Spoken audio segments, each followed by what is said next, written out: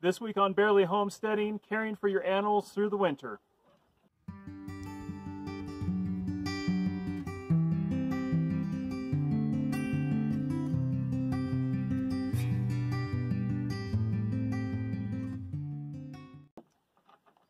Good morning and welcome to Barely Homesteading. Lumberjack here, and it is middle of February here on the homestead. Got 9 inches of snow a couple of days ago, and so we wanted to talk to you this week about how to care for your animals throughout the winter months. So there's two very different opinions about animals going on in the world right now. Some believe that, animals are for us to use as we will, and there are others who believe that animals are people too. Well, we on the homestead are somewhere in between. We believe that God gave the earth and everything therein to humans to be stewards of this planet and the animals here, and so we need to be good stewards.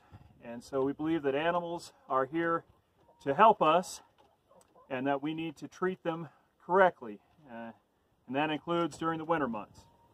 So in keeping with that philosophy of being good stewards, we try to give our livestock, our animals, the absolute best life that we can while we have them. Now, we do believe that animals can be processed for food. We are not vegetarians here on the homestead, but while we have care of our animals, we try to give them the absolute best accommodations in the food and the water and shelter and everything that we can. And so in the winter months, that can be a challenge. It gets pretty cold up here in Colorado. We can get a lot of snow, although this year we haven't gotten as much as we would have liked. And so my wife, Mama Bear, saw a tweet this week that said, I'm going to paraphrase, that whoever said they loved winter obviously doesn't have animals. And that's very true. Keeping care of your animals during the winter months is a challenge, and it's hard work. But we need to be good stewards of our animals, and so we try to do the best we can. So this week we want to talk about some of the things that we have to do and have to keep track of in order to protect our animals throughout these cold winter months.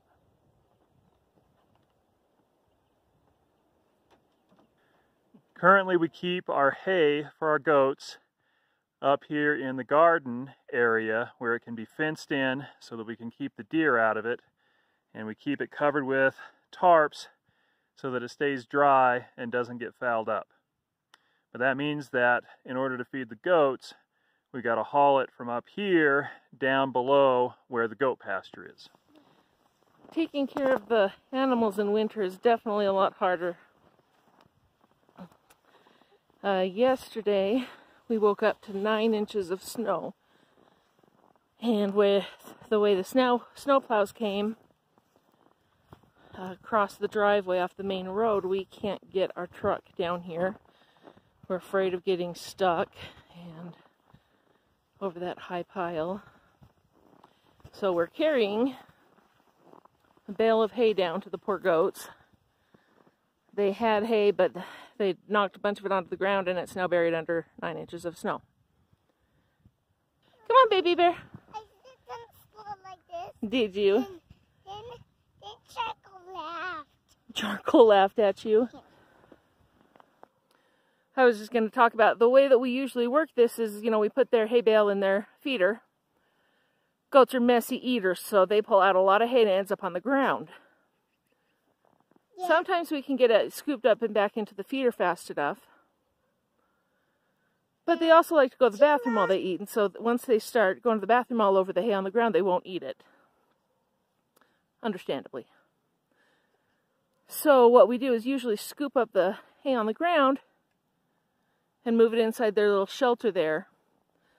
And we can't see it right now, it's packed down, but we've got a nice layer of bedding on the floor over there of straw and old hay, and then when that gets a little too icky, we pull it out and put it in a pile for composting and put all the new stuff that they've scattered all over the ground inside. It's a little bit hard when you get 9 inches of water or snow though, because all the hay is under the snow, frozen. Since we couldn't get the truck down here, we couldn't bring down our big buckets of water and everything to fill up the trough. It's got a little heater in it though, so we just shovel a bunch of snow in and it'll melt in the water. So in that way, watering the goats is actually easier when we've got snow, because we don't have to haul very heavy, large buckets. Yeah, for some of us it's easier. Trade you if you want.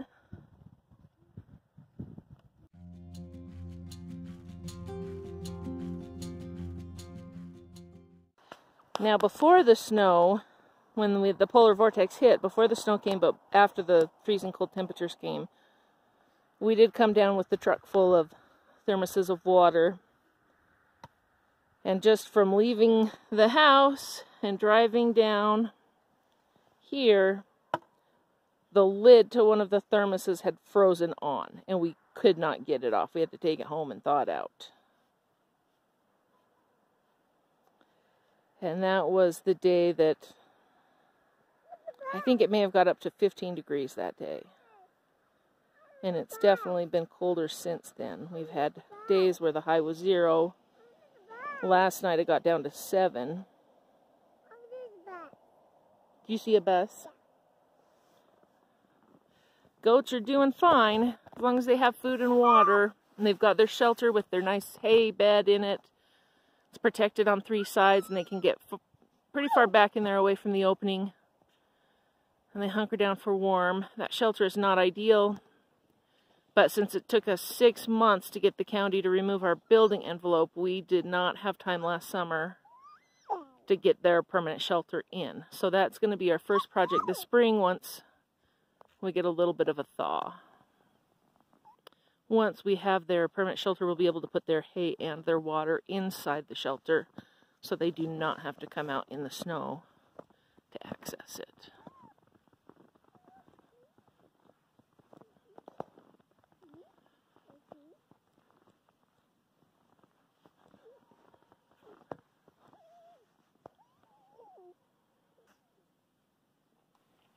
So we also have to keep watch on our chickens throughout the winter.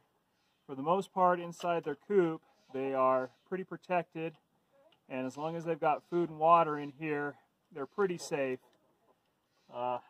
We do 2 waters for them in case one of them has a problem. We don't want them to run completely out of water, because that's really bad for them, especially in the cold.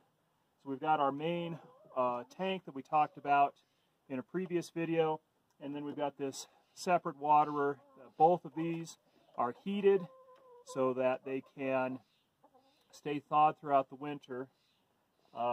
This one here has got plenty of water in it.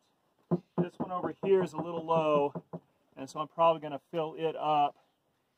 And then we've got a feeder in here as well, and it looks like they're getting low, so I'm going to bring some food out for them. And other than that, like I said, they're pretty self-sufficient as long as they've got a really good coop to be able to keep the wind off of them and to keep them dry.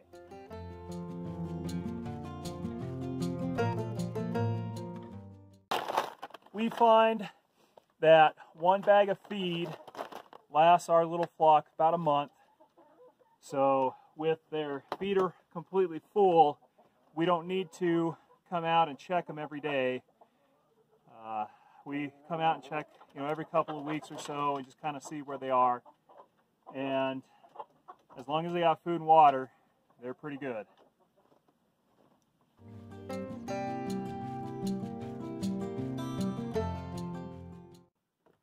All right, so I believe I mentioned in an earlier video with our big watering tank for the chicken coop, we've got a heater line run through parts of it to keep it from freezing in the winter. And for the most part, that's working pretty well, but when it got down to 15 below, the heater cord just couldn't keep up. And so we have some frozen ice inside the tank. So I wanted to get the water level up fairly close, if not in contact with that ice, so that on these warm days like today, it can warm up and that ice can melt. You want to get a bunch of thermal mass in there to absorb the heat of the day to try to keep that ice from melting, and that helps with the heater cord. The other thing I'll mention is that with that heater cord, in the winter even, the water will stay warm enough that you can get algae growth. And so you need to continually be monitoring that and keeping the water clean. We add a little bit of chlorine to the water, not much, but just enough to keep the algae down in the tank, but not enough to hurt the chickens. And so you just have to keep monitoring that even through the winter if you keep the tank thawed, as I mentioned. So the last thing I want to talk about with caring for your animals in the winter is waste management. So if your animals are trapped or snowed in to their shelters for an extended amount of time, the droppings are going to start to pile up. And that's not healthy for the animals. And so you need to make sure that you're keeping a close watch on that as well, and cleaning out the pens or the chicken coops on a regular basis throughout the winter, because, like I said, the droppings will pile up if they can't get out of their shelters on a regular basis.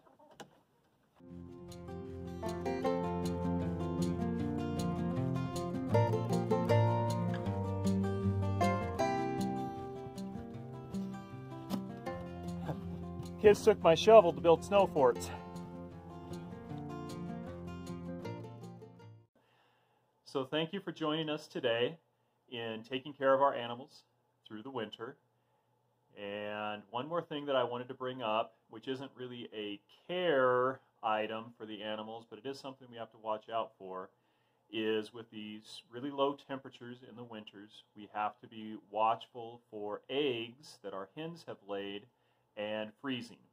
We have had a couple of eggs that have frozen solid and have actually cracked the shells.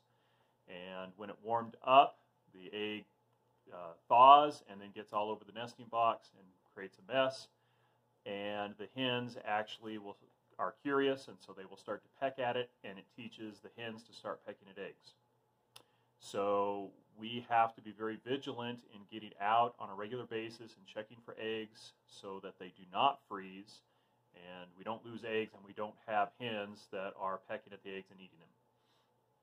So that's just another consideration for those of you who are thinking about homesteading in a very cold climate during the winter. And if you were thinking about getting hens, please keep that in mind. During the winter months, we are checking the eggs probably 4 or 5 times a day, just so that we can get out there and collect the eggs before they have a chance to freeze. So with that, this is Lumberjack for Barely Homesteading, saying use it up, wear it out, make it do or do without. Thank you for watching, and please like and subscribe. We'll see you next time.